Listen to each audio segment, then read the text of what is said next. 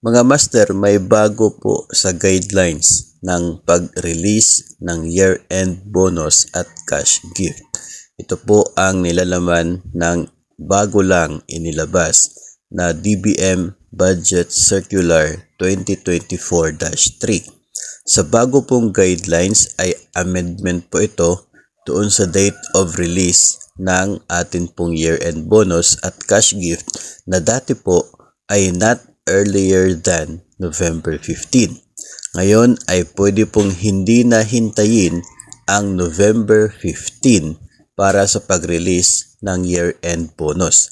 Ang mangyayari lamang ay isasabay ito, no? Pwede itong isasabay sa first na sahod ng mga empleyado sa buwan ng Nobyembre. So, lamang po dito kapag yung release ng sweldo ninyo ay every week. I'm not sure if may agency na katulad po niyan.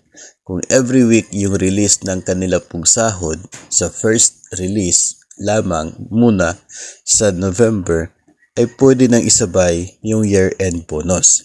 Ngayon, yung mga agencies naman na once a month lang yung release ay pwede na po, no? Pwede na doon sa release ng unang release, which is the final release. Doon po isasabay ang year-end bonus. Yung mga 15-30, so mananatili pa rin sa November 15. Pero kung mas maagang i-release ang bonus, yung sahod, ay pwede pong isabay na, no? Yung pag-release din ng year-end bonus. So, siguro we can expect many agencies na maagang mag-release ng kanila pong sweldo ngayon pong buwan ng Nobyembre para mas maaga din po nilang matanggap yung year-end bonus na pinapayagan sa guidelines na ito. So, yun po, no?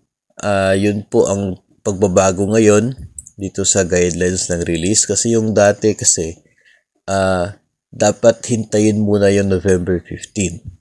Kung Sabado si November 15, doon na pagka-Lunes yung release. Kasi hindi mo pwedeng i-release na November 15 kasi labag sa guidelines.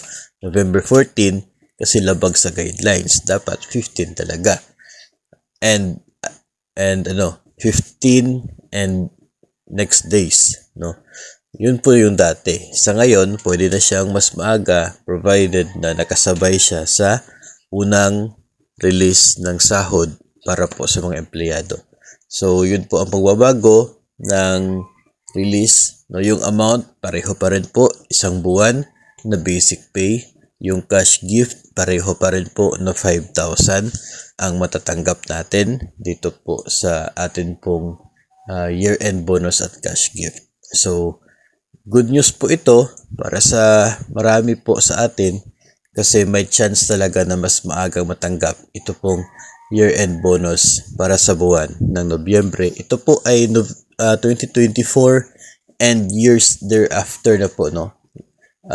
Magsisimula sa 2024, magiging taon-taon na po ito kasi amendment ito doon sa nauna po na guidelines na 2016-4, no? So, ito na po yung basihan bawat taon para sa release ng year-end bonus unless kung magkakaroon muli ng bagong amendment.